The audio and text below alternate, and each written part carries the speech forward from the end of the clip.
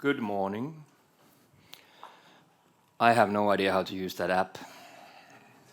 If you have questions that you want me to ask, you can fax them over, okay? It's really weird being here. It's been 1.5 years since I did a keynote for any kind of a conference. So that was Norway Nordic Infrastructure Conference back in March. I flew back to Finland. During the flight, they announced that every inbound traveler will be guaranteed and basically closed down the country. So I haven't been anywhere. So for sure, this feels like, well, it feels like Monday morning, basically, because nothing works. You wake up in the morning and you don't have a clicker, and you don't have an HDMI adapter, and you didn't pack any kind of adapters, and everything's missing since being home for 1.5 years. And we were just laughing yesterday that you're going to now, for the next year or so, you're going to hear every single session start with a speaker saying, "You have no idea how happy I am to be here on stage." It's going to be for the next year or so. Yes, so a short introduction. My name is Sami Laiho. I'm a Microsoft MVP for the past 11 years. I'm from Finland, and I am normally staying at home, as I said, but it just kick-started now, because I flew last night here. Then after my session on sysinternals today, I have to fly back to Helsinki to pick up my wife and kids, and then I'll be there at midnight, and 5:30 our flight leaves to Orlando, and we fly to Orlando for a week, and I fly back the next Sunday. I'll be in Helsinki at 3 o'clock, but my flight to Vienna for the next week leaves at 5, which means I have all my stuff packed in the car, so I'll just put the stuff from these 2 trips to the car and take a new backpack and then fly back. So it's kind of like very quickly speeding up, but like I heard yesterday that the government is doing a press conference today at 7, which is kind of funny. We stopped the conference at 6, and at 7 they're gonna deny us from doing this. So just on time. Great planning, guys. I really appreciate that you did it today. All right. What am I going to talk about? I'm going to talk about ZeroTrust. For the past 5 years or so, Microsoft was all about bring your own device. I call it bring your own disaster. I never ever understood it, and I never liked it. I'm a control freak when it comes to security, but Microsoft was all into it. They actually told you that when you asked why Intune can't do almost like even half of what group policy can do. Why can't Intune do this? And their excuse was, it's not supposed to. Intune is supposed to only lightly manage devices, because no one nowadays wants to manage devices anymore. It's just old school. You just barely touch the computers that the people have. And I think it was just an excuse for not being able to do it with Intune. Now Intune can do it, almost to the same level as group policy, and now suddenly they're like, oh, absolutely, full control, of course. So they just destroyed this, and now for the past 2 Ignites, they've been only about ZeroTrust. ZeroTrust sounds very bad. When many people say that, many people don't think about it if this really has ever been successful or not, but actually it is. And if you want to compare why ZeroTrust really works and how well it works, you should not look at Microsoft World at all, but you should look at Google. So in 2010, Google changed their own way of managing their environment. I think it was called Beyond Corp, was the kind of the concept that they were using. But they're doing the exact same thing that ZeroTrust means for most. And Google is the most attacked company in the world, and they still haven't had a big breach. So that's a good, I was just going to say that's a good call.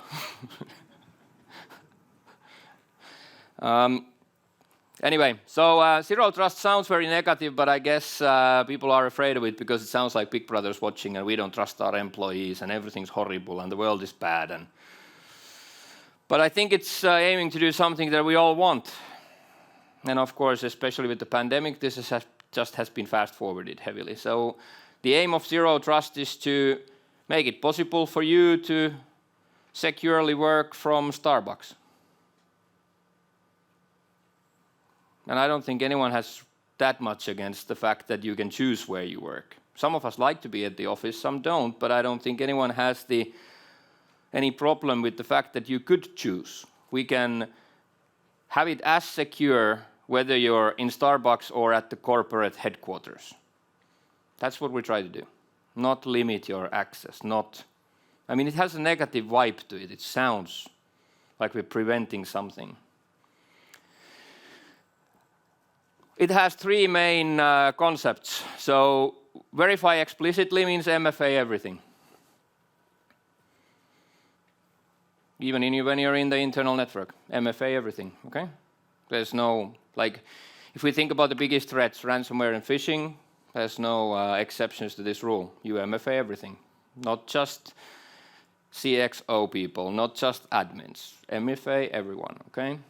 Even in the internal networks, and as we still have them, I have a good saying with my Canadian friends that I work a lot with, and that is, if you RDP, you MFA. Okay? So whenever there's an RDP connection, you MFA. We can see an example of that later on, okay? RDP is super, super dangerous. RDP acronym stands for Ransomware Deployment Protocol. Use privileged access, okay? So any of you who know my sessions, you must know that business-wise, I'm super happy to be doing this presentation here in times like these, because my company has specialized in getting rid of end-user admin rights for 19 years now. And now when the big players say that everyone needs to do this, not bad for my business, okay? So one core principle is no admin rights.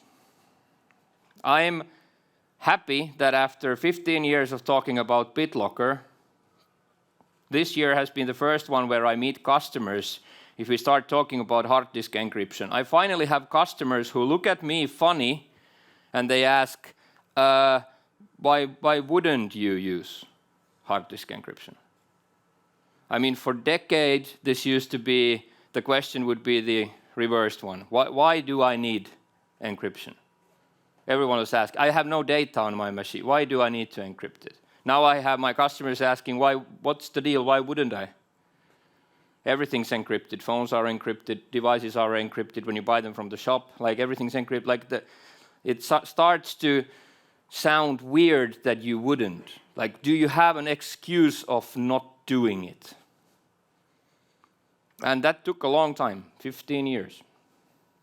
I wish we can get to that level with the admin rights stuff, where we have people like, why would I be an admin? We're still far away from that, sadly.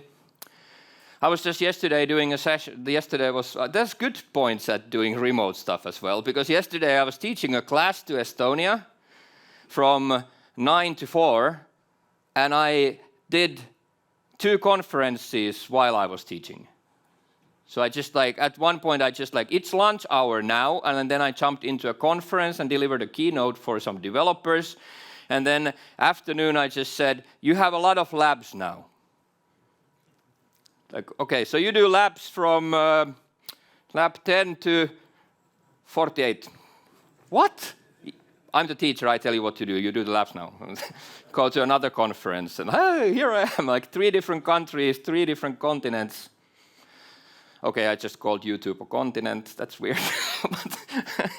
Anyway, so we have, I mean, that's of course, in my previous life, that would have taken weeks of travel to do this. So that's nice.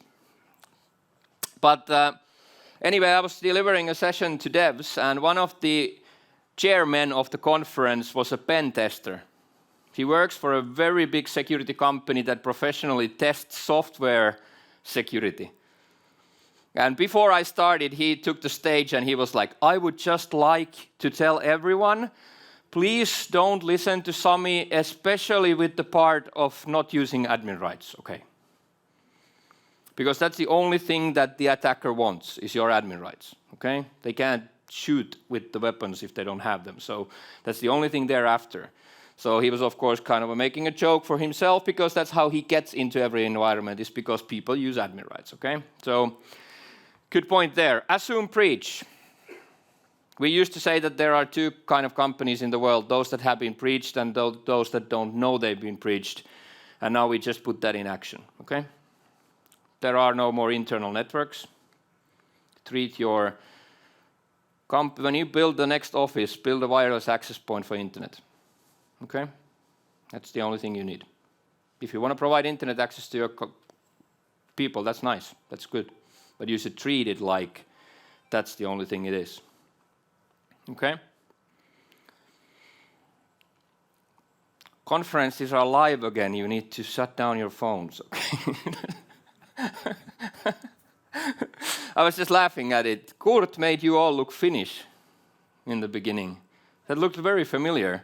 Because normally in Finland, if you speak with a big audience, no one looks at you and they all look at their mobile phones like this. All the time. So now when he was just testing out the app, it looked really funny because it just felt like I was back home. Huge crowd, everyone.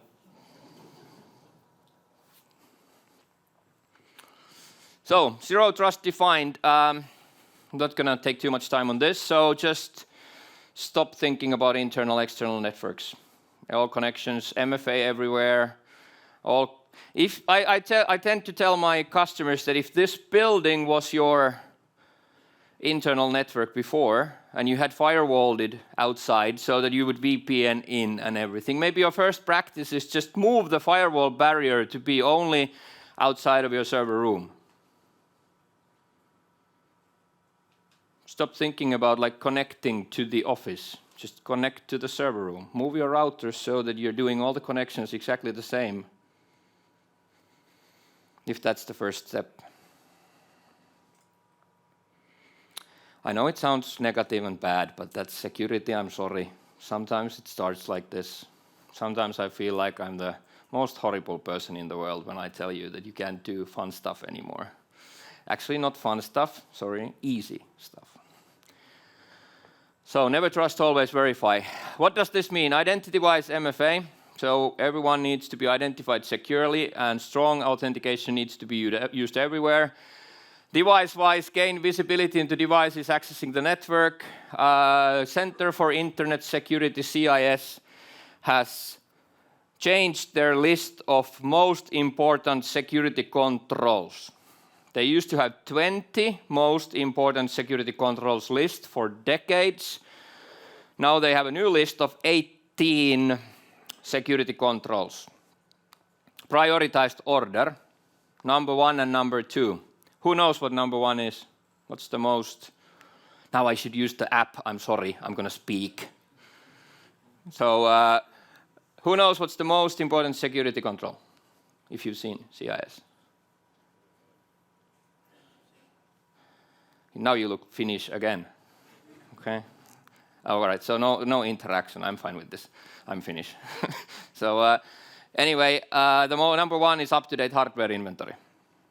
And number 2 is up-to-date software inventory. Okay? And those used to not be on the list at all. And now when you think about it, it makes perfect sense, and I feel a little bit stupid that I didn't put them on the list before. Because how could you secure if you don't know what to secure?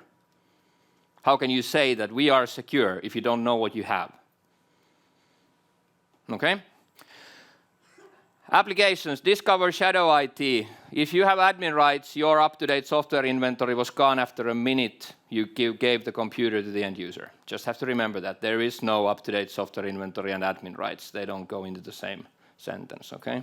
Because people can choose what they use, which means up-to-date does not exist anymore. Data-wise, stop protecting perimeter, stop. There's a good question, I don't remember who it was, but there was a security officer doing a session online, and he had a very good question in the beginning, and he just asked, why does it matter where the data is if it needs to be secured? Shouldn't this always have been about the data and not about the media? So move away from this things are secure because they're inside of this container into this let's encrypt the data itself. I don't know how many have even figured out that very annoying encrypting file system of Windows is actually not that annoying anymore. So Windows 10 changed the whole EFS architecture. Well, actually the architecture is the same, but the file format changed. So Windows 8.1 still had the old EFS that no one used because it was an NTFS file service. It required alternate data streams of files to store the encryption data. So it wouldn't ever work on FAT32. And what would you like to do with data? You would like to take it to someone. So like it made no sense. But since Windows 10 EFS uses a file format called P-file format, protected file. And that uses the header information to store the encryption data, which means that you can store it on FAT. So if on Windows 7 you move the encrypted file to a USB key, it got decrypted. Now if you move it to Windows 10, ooh, it stays green. Okay, test it out. Infrastructure, assume breach. The best way to look at an environment, if you ask me, is measure a baseline. Measure how your network traffic looks like when everything is okay. Most of my customers miss that completely. They have absolutely no idea what good means. I teach troubleshooting, so this is very normal for me. I always start my courses saying that the only way to know what's wrong is to know what's right. You can't spot the bad thing on a Procmon trace unless you know what's good. Same goes for the network. How would you know something's suspicious if you don't know what's not suspicious? Okay? It's of course difficult if your company is already breached without you knowing it, and then you're going to do a baseline and your normal activity is actually the poisoned activity already. Encrypt internal communications, at least authenticate all communications. This basically means you used to have 802.1x protecting devices getting into the network, but when they got into the network, then everything worked like you were in a normal LAN. And now we're just starting to differentiate that either with microsegmentation, or which means that every node is almost like its own network, or at least using IPsec. We've had authentication for IP packets since Windows 2000. It's free, but I can easily say that during the last year, I have deployed more IPsec than I have deployed in my whole career. I have deployed it a lot before, but now just insane amounts of it, because we start not to trust the network traffic anymore. So that's the first thing. Forget internal networks, welcome VPNs and IPsec. If you want to do this super simple, just start doing VPNs into your server room. Like I said, just move the router a little bit inward so that you are protecting.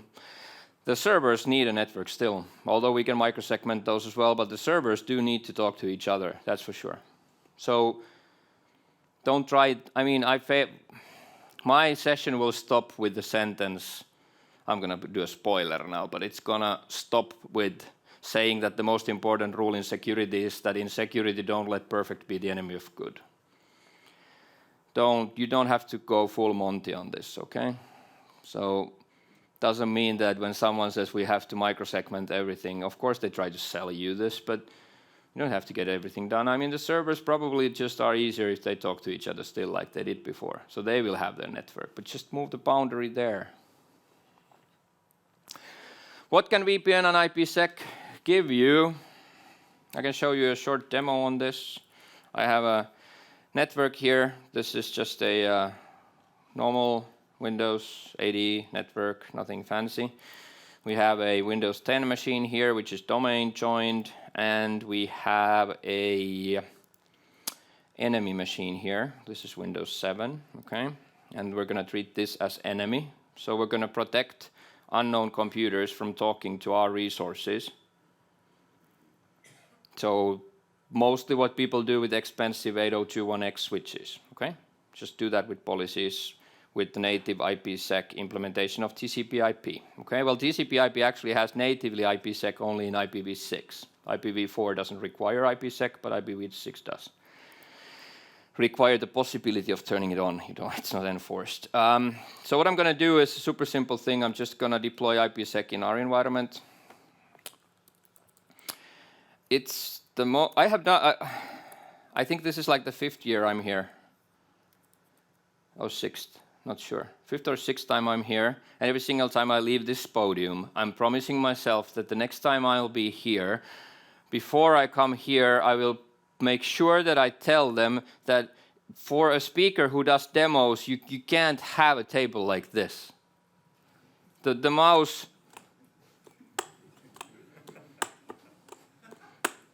Okay? 2 things wrong. 1, can't be in this position. 2, it's freaking transparent. We don't use those old balls anymore in the mouse, you know? I don't know if you do here, but in Finland we've changed to these optical mice. So this is slightly difficult. IPsec sounds very bad. Remember, it's a protocol suite. It has 2 protocols. ESP protocol, which stands for encryption, and AH protocol, which only does authentication and integrity checks. So when people hear IPsec, they freak out because they think encryption, hard on the network interface card, slowness, performance issues, horrible. Okay? No, I'm not going to even encrypt anything. I'm just going to authenticate things. Okay? So policies, Windows settings, and we'll do this with the new firewall. Very new firewall, only 15 years old. So Windows Firewall with advanced security connection security rules. We have to do an exception for our domain controller because we would have a chicken and an egg problem where I wouldn't speak to you unless you do Kerberos authentication. But if I'm the domain controller, you need to talk to me to do Kerberos authentication. Okay? So 16.0.12.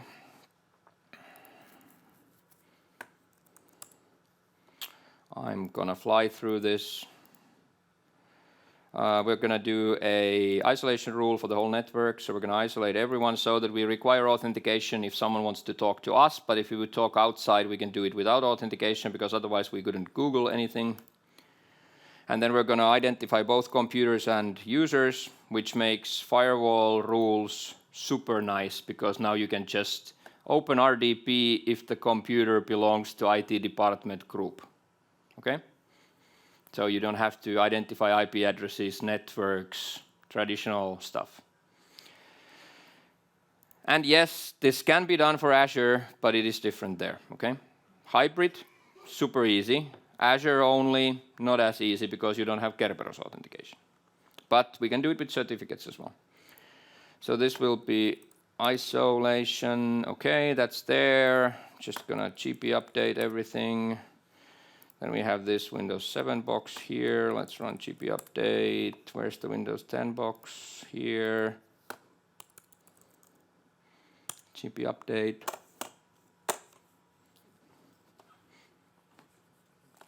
Oh, Bing. Luckily, we're going to get Windows 11 now. So I was just laughing at it. I'm doing a pre-con for NIC conference later this year about Windows 11, and it was announced like something. Sami will go through all the differences between Windows 10 and Windows 11. And I was like, going to be a short session like, it's the GUI.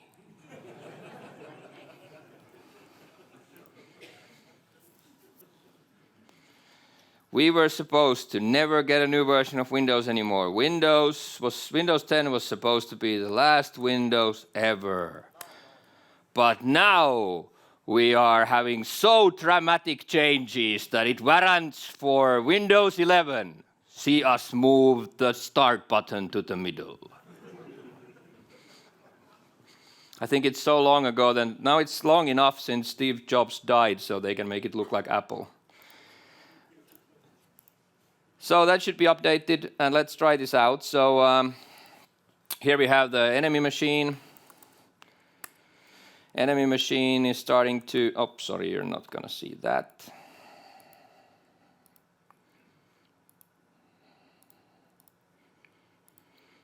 Okay, maybe that's better. So I'm going to ping our student 252, which is the machine behind me. The overhead is only on the first packet, okay?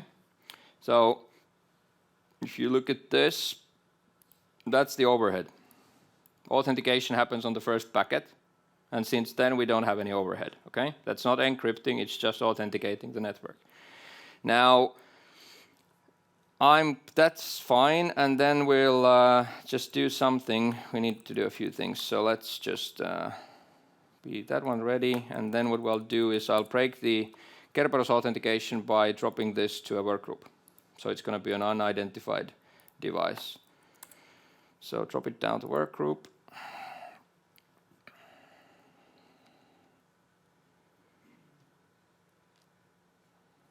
Welcome, thank you, thank you, thank you. I'm not going to boot now. What I'll do is I will disable the network interface just to force a reconnect. Okay. And now if you go back and start pinging, no response anymore. Okay. So network protected. Didn't take that long. Okay. You can buy extremely expensive 8021X as well if you want. Some people just like to have products. I teach concepts, I'm sorry, I don't sell products. MFA everything. Now a good question is, where's my PAW machine here? I need to connect to my PAW. Think about it, it's nowadays more secure to use TeamViewer for remote management than it is RDP. It's kind of weird how the world has changed.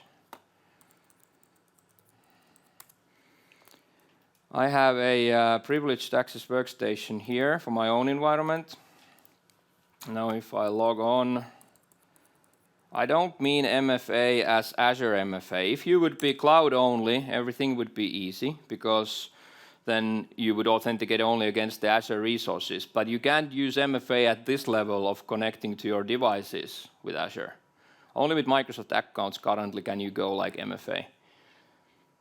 But this is Cisco Duo, so it just pops up a message here. This is what we use on most environments because, why? Because let's just click approve, okay?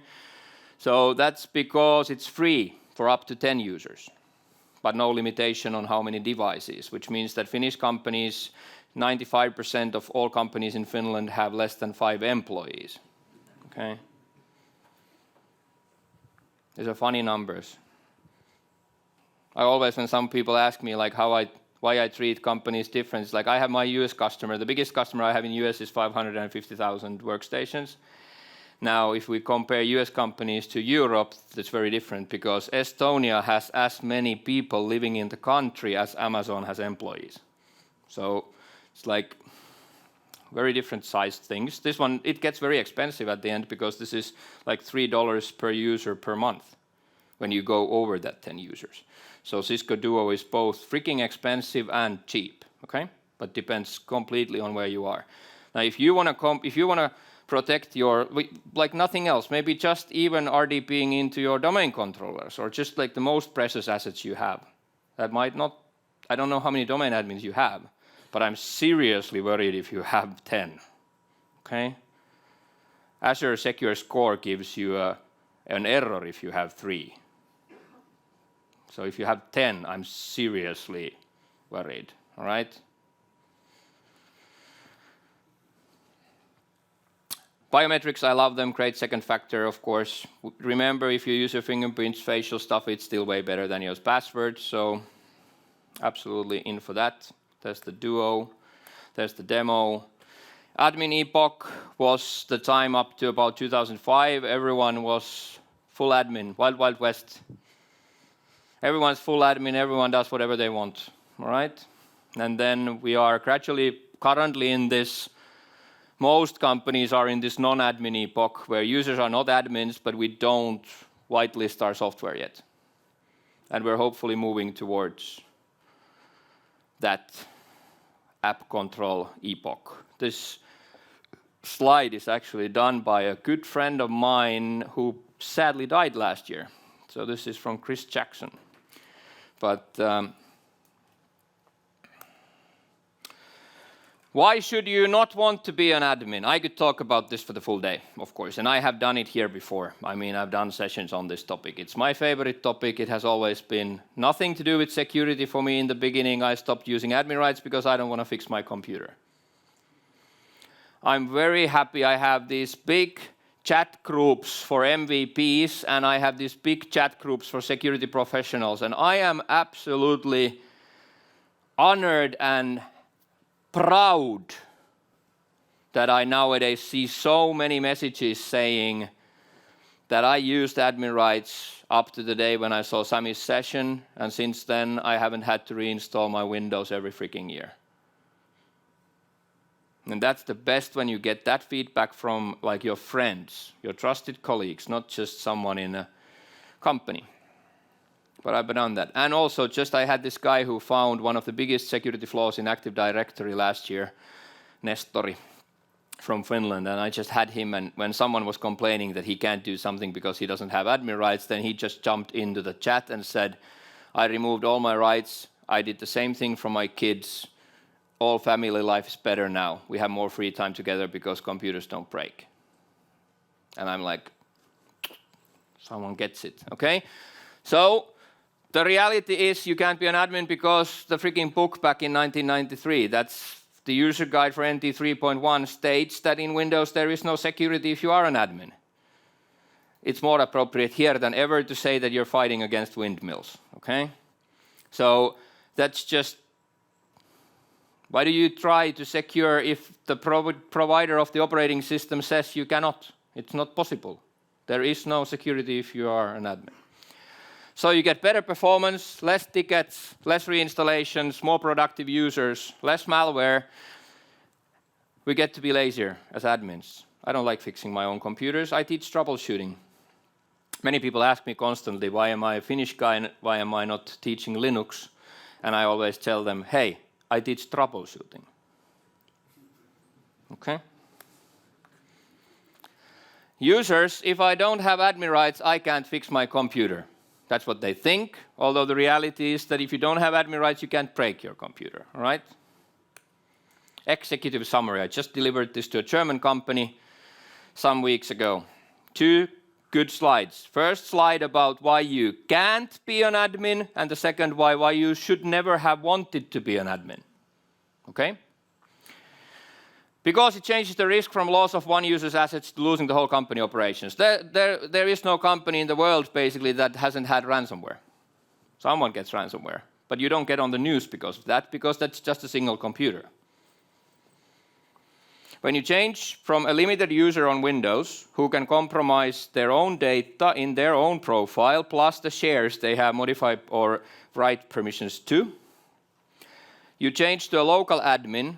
The difference is you get access to guns, okay? Because Mimikatz, all that other fancy hacking stuff, it doesn't work without admin rights, which means that if you're a limited user, you can always encrypt your own data. We can't do anything about that. It's going to be very counterproductive if we tell you that our company will never have ransomware because we put all your My documents into read-only, okay? I'm quite sure you won't be happy with that. So you will have the possibility of encrypting your own data. But when I give you local admin rights, then you get access to, it's like Wolverine with the blades out, because then you can shoot at everyone else and then you can start going through the network. Now, if you do the biggest mistake in the history of IT, which is that you log on to a workstation with a domain admin account, then you lose the company. Because they don't encrypt your data, they encrypt Syswall and your Active Directory database, and that's when you're on the news where it says the company was ransomwared. So that was the second part as well, because it prevents the company from controlling the computer settings data. Group policy documentation says there is no control of admins. Group policy and MDM can control settings for end users, but they cannot enforce settings for admins. Admins can always choose what they want to have. And no, you can't fight against this. I have this all the time. Now the funniest one was with Windows 10 and device guard, nowadays Windows Defender Application Control. Believe it or not, the first thing I had from my customers was, Sami, we just heard the news. It's like, what? It says that device guard works against admins as well. Like, yeah, it's done on the hypervisor level, so yeah, it works for admins as well. So we can be admins again? No. I mean, that's the first thing. People are like, for years we waited for a solution that lets us be admins. So we're very far from what I said I would like you to be at. Like, why would you want to be an admin? Like we have with BitLocker now. So maybe it takes 15 years more. I just hope we'll get there before I retire. Because it allows identity theft, you can take anyone's identity on the machine. They have the privilege of impersonate a client after authentication, which means I can take over anyone's identity I want and read your email if it's on the same device. Because it allows shadow IT. Of course, you're admin, so everyone is your own IT department. I don't want to work with a company that has 140,000 IT departments. But Microsoft has that. Microsoft is the most hypocritical company in the world because they tell us that you can't be an admin, but they have 140,000 local admins themselves. Because principle of least privilege is a core component of ZeroTrust. Great. Why you shouldn't want to have admin rights? Because it keeps computers' performance better. Your SSDs live longer. Is there anything I can convince you with to stop using your admin rights? Would that even work? Your SSD lives longer. Because you prevent yourself from doing write operations against your disk continuously, so it lives longer. Sometimes it sucks. I have a clothing factory in Finland that I have to take care of. We are a very hostile environment because we cut fabrics, which means there's huge amounts of dust in the factory. Very hostile for PCs. I would like to change my PCs occasionally to get cool things like Secure Boot and UEFI and 64-bit, all cool things. I can't because this summer I replaced 2 computers that finally broke. They were installed in 2008. Okay? So it starts to suck because I can't get any budget from my family because the computers don't freaking break. I think I have to just secretly start giving admin rights to my own computers so that I can get new computers because my whole concept hits back. It decreases the need for reinstallation. So, sorry, I'm going to check. I'm not sure if I have those numbers here. I hope I have them later on. I have a US company based mainly in US and Germany. They have about 35,000 computers. And they, after removing admin rights, have 65% less re-imaging. And one of the best feedback I've ever gotten was from one of their service desk operators who said, Sami, we were finally able to buy a smaller desk for the office. Because they used to have a long desk because they had so many laptops being re-imaged all the time. But now they removed admin rights and they only re-image a few a month. It increases productivity. End users get less interruptions for their work. So of course you want to offer that to the end users. Now we get to the juicy part here because this is the magic of getting this done. Because you have to sell it to them as you interrupting them less and giving them a better experience with their computers instead of the old way of nowadays security is so horrible we have to prevent you from installing anything. Okay? Because then people feel like they're losing something that they had. Taking away people's gained privileges is very difficult. You have to sell it to them very different. I once was taught by another security consultant, a very good one. I was talking to Helsinki, our capital, and the nurses in the capital, and I was teaching them security. And I did the session. After the session, this guy came to me and he said, Sami, you did one thing wrong. It's like, what? You were talking to end users that they need to have passwords that are difficult enough. I said, yes. Never say that. You have to tell them that they need passwords that are strong enough. Because human mind, when you tell them that this is difficult, they start to hate it. You just yourself said it's a difficult password. So your brain kind of instantly goes into this attack, like defense mode. Oh no, life is difficult. I don't want to hear. Blah, blah, blah, blah, blah, blah, blah. Although we're talking about the same thing all the time. Strong, difficult. Very different when it comes out of your mouth. Because it helps the company fighting against malware. Talk about that in a second. Because it decreases the amount of money needed in extra security solutions. Yesterday I did a session and there was a Q&A in the dev conference.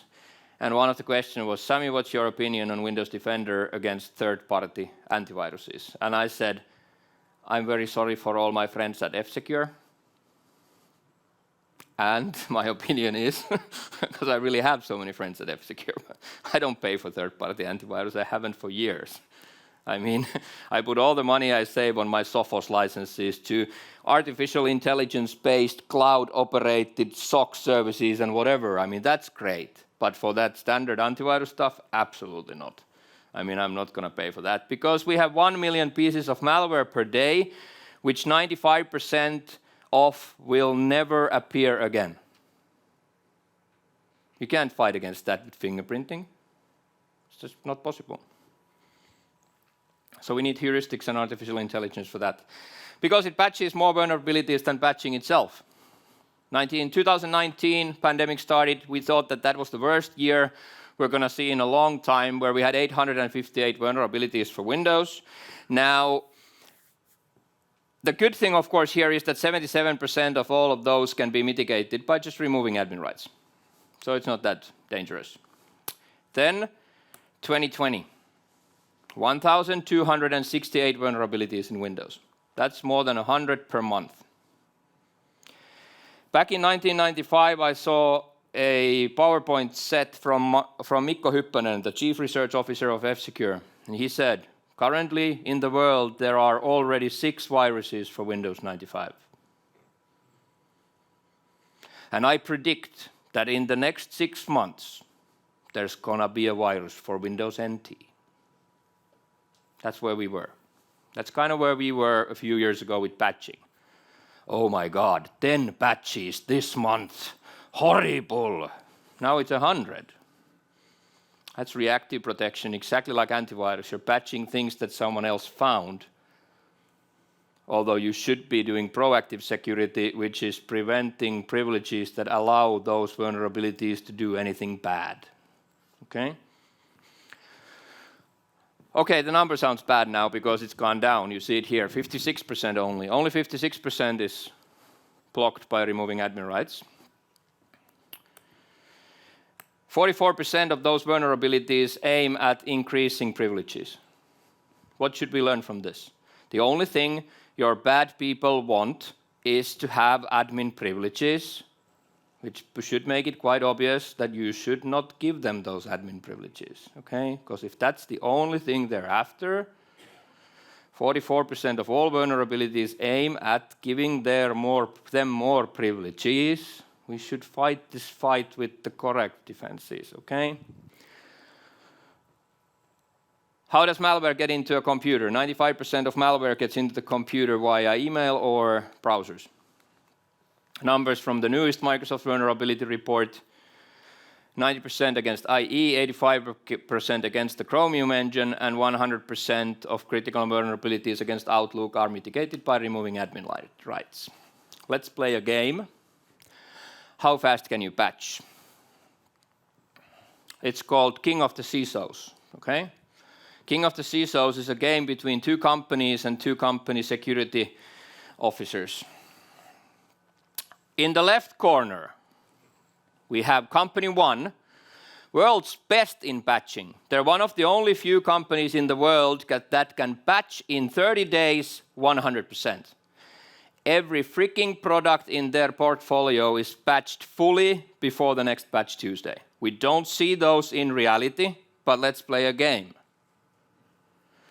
In the right corner, we have company 2. They don't patch at all. They decided that this sucks. and they don't have any admin rights for the end users, while the patching company gives full admin rights with autopilot. Great. Okay? Company 2 is easily more secure. Not Sami says, statistics, facts. They're more secure. Okay? Because after 15 days of operation, after 2 weeks of operation, company 1 will have, on average, more than 50 vulnerabilities open, compared to that one which will have less, because we block 56%. I'm not saying stop patching, don't get me wrong, because that would be the most horrible thing that would happen after this, and Kurt would never ever call me again on stage, because there will be people going out on Twitter. Mr. Laiho says no more patching needed. No, okay. Servers, for example, they're protected by protecting their endpoints, but they also have the other big attack surface, which is through ports. And those all have to be patched, okay? So that other way to your environment. You should always think protecting your environment, protecting your server room or your Azure tenant. Remember, you have two things you have to watch for. The way in is either through the workstations, you have to secure them, or through open ports. Make network scans against your own public network infrastructure and internal, so that you know where people could get in. This autumn was super fun in Germany. Think about this. I have a customer where we have a pilot on getting rid of admin rights. We have devs. Devs don't like if you take away their admin rights. They go on strike. This is against civil rights. Okay? The Geneva Convention says you cannot torture us like this. I have a German customer where we have a pilot for 100 people and we have about 20 devs, and my customer called me on Teams just to tell me that he's so happy because he has a line now. He has devs lined up who are asking if they could get rid of their admin rights. I see your faces, you don't even believe me. That's true. But the thing there was that they have so many UAC prompts because UAC bugs them all the time. But with when we do token manipulation with software like ZeroTrust or PolicyPack, then they don't get those prompts. They're limited users, but we elevate what they need as admin, but they don't get the prompts. So now we get the best thing you can have, which is the jungle radio that starts to work inside of the company. Devs are in a coffee break and they're like, did you still get the prompts? I don't, because I'm in the pilot. Ooh, really? Can I get in? I don't know, it's only for a few people. I want to get rid of my admin rights now. It's against, yeah, okay. Here's Jannik, this is like, I think this is a Danish company. People also say, okay, he's writing it wrong, it used to be called Avecto, but people say that these solutions that manipulate tokens are expensive. But that's what he says, is that they're freaking cheap because they have 75% less service desk tickets in their environment of 10,000 computers. Think about how much that costs. It's really hard to justify to your manager saying that, because you can't show it before it really happens, but hopefully maybe they'll believe me, okay? I was just hired by a Finnish company to go on stage in front of 400 people. They had already taken away admin rights. All was done. My only job was to go in front of them, and they asked me to go on stage and please say it was your idea. So I'm a scapegoat for money, okay? Because it's easier that they hate me, okay, than hate the IT department. That's why you hire external consultants. Plus your boss believes you better because it's like, Sami did a free session and said this. Doesn't work compared to we hired a freaking expensive consultant to tell us that this is how you have to do it, and then it suddenly works. I have never understood it, but that's the way the world works. Microsoft proved our point. Microsoft took 2 containers underwater for 2 years, lifted them up about a year ago. And these 2 containers full of server hardware, they had 9% less issues. So that's hardware, software, whatever. But in general, 9% less issues. And when you ask people, why do you think that happens, is they think that it's because of the cooling. Must be like you put them in water and that's so perfect compared to air cooling and stuff like that. So that must be it. No. Absolutely nothing to do with that. The only reason why they had 9% less incidents based on their research is that that was because people couldn't touch them. You have to layer your Active Directories. Like I said, domain admins are not allowed to log on to anything but domain controllers. They're not needed anywhere. There is not a single access control list or privilege assigned to domain admins on any other machine than a domain controller. That's not Sami says, pure fact. There's not a single reason for you to use a domain admin anywhere else except a domain controller and privileged access workstations where you manage that environment from. Okay? So you normally block it with group policies. I have 21 cases open of companies that have been breached before I went in, just to point out. But anyway, so 21 cases that have been breached. 19 of them would not have happened if this was in place. One single thing. Put a group policy that blocks 5 different logon types from domain admins from your workstations. And then you need server admins that can only log on to servers, workstation admins that can only log on to workstations. Yes, this is the part where you start hating me, some of you, because you used to have 1 account for reading email and managing all your environment, and now you have to have 5. Okay? So I know, people don't like it. But this is normally I don't like to make people's lives harder. But in this case, I usually have to say, I'm really sorry, but in this example, I really need to make your lives a little harder. But that's just because of what the security landscape nowadays is. Mikko Hyppönen has a new book out. I think it's only in Finnish. It's easy. We learned it at like 3 years old. It's not difficult.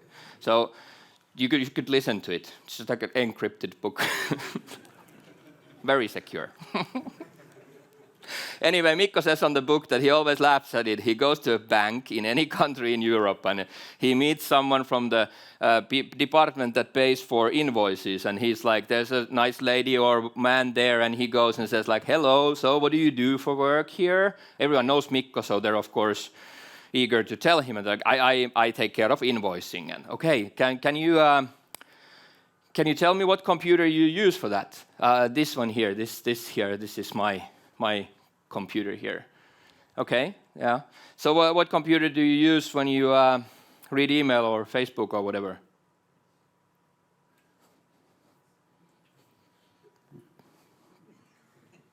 The same computer. Oh, okay. Yeah, thanks. That's all. Yeah, okay.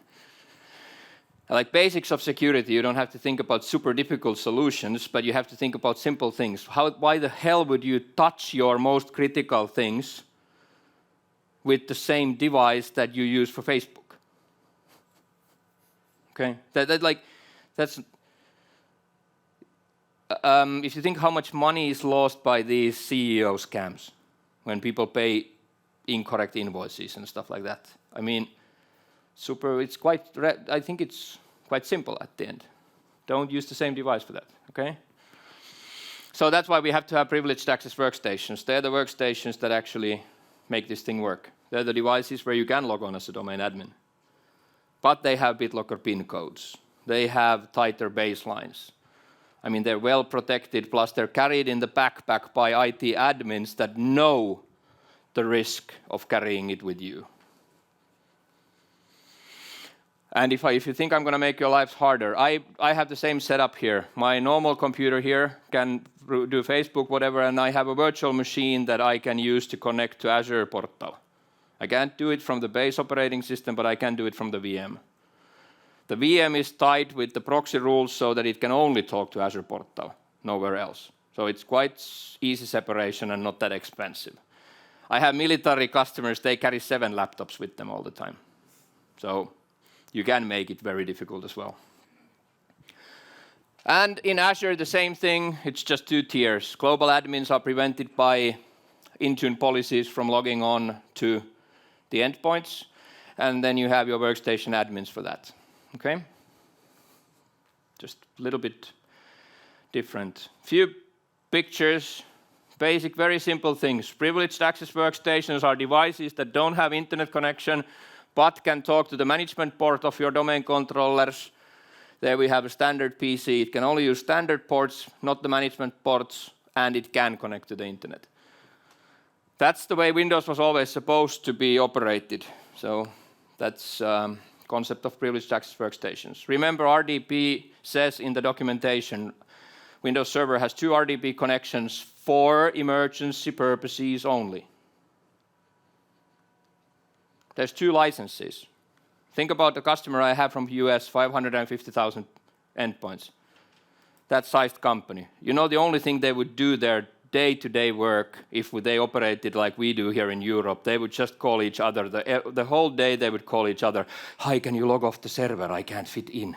Hi, can you shut down your RDP? There's no more free sessions. Hi, can I kick you out of RDP now?" Like, did anyone stop at any point thinking how ridiculous it is that there's only 2 licenses? For a gigantic company, that was never the way, because it says in the book that it's only for emergency purposes only. So you manage from a workstation, you install RSAT, remote server administration tools, and you install Windows Admin Center. That's how it was always, but we live in this RDP world. Okay? Everyone just wants to pet their server with RDP. Instead of, like Jeffrey Snower says, don't treat your servers like pets, treat them like cattle. Okay? Don't pet them with RDP. Just PowerShell the hell out of them. I don't know in PowerShell that well, but I can use the graphic tools on my workstation. But anyway, in Europe, people like this. They want to put a jump server, management server. They actually they pay extra licenses for this. Although remote server administration tools has 16.7 million licenses, I have customers that pay for this. They pay for extra RDP licenses so that all can connect to one. I was given 5 minutes warning. We were 5 minutes late, so I'm going to use my 5 minutes. I don't mind, as long as you can't connect to the jump server from anything but a paw. Okay? I'm fine. You can use a jump server. I have to because 95% of my customers do. As long as you make sure that you can't take a secretary's computer and open an RDP port to your server.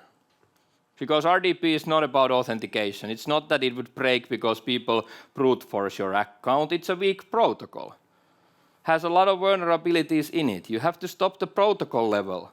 People think it doesn't matter because no one knows the username and password, but that's not the problem. The port is listening. And also this means that we have a little bit different group memberships.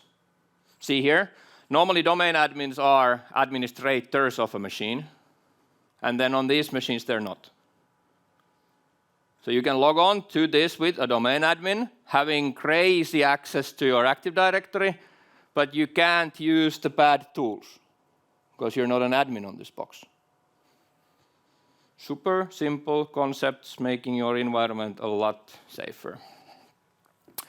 The last 5 minutes, allow listing very quickly. Remember, 1 million pieces of new malware variants per day, out of which 95% only appear once. Stop reactive security, start doing whitelisting. Here's the antivirus person compared to the app locker person. Okay? Every project I start with app locker, my customer says, Sami, we want to verify one thing. That's okay, what? Well, we are going to hire 2 new people to take care of app locker. Do you agree? Nope, you might have to fire a few. Because people think whitelisting is horrible. Thousands of rules, all the time. No. I'm bragging, or my kids would say I'm flexing, but I'm flexing a little bit here, but City of Helsinki started off with a whitelist of 8,000 binaries. When I got in at the same security level, we are down to 72 lines. Okay? So trust me, it doesn't have to be hard. You just have to get rid of admin rights first. Here's a simple rule of AppLocker. 4 rules kills more than 950,000, close to 1 million pieces of malware every day, because it only allows signed code. 95% of malicious binary is not signed, so it kills a minimum of 950,000 with no drawback on your performance, with no configuration. But your devs have to sign code. Poor devs. Horrible world. Suddenly you don't get admin rights and you have to sign code. Of course, all of this needs to be monitored by having a CM that collects the data and a security operations center that then knows what to do with all of this data. It's not enough for having all the data there unless you know what to do with it. Outsourcing a security operations center, from my point of view, is actually a very smart move, because dedicating a team for SOC requires a certain sized company, because otherwise they really can't do anything else, because they have to be on the edge all the time, or stay on the edge all the time. So invest in a cool SOC. That's my summer house. In security, don't let perfect be the enemy of good. Many security projects are shut down because someone says it's not 100% secure. There's no such thing as 100% secure. So start doing things. If you can't get rid of admin rights from everyone, take it out from all the office users. Shrink the attack surface. Every % you can make is a big win. Stop listening to those security department people who shoot down your ideas saying, we found an article, it's potentially possible to hack the TPM chip with an electron microscope. Okay? If you need to reach me, sami@adminice.com, please follow me on Twitter. I hope you enjoyed the rest of the day, and thank you.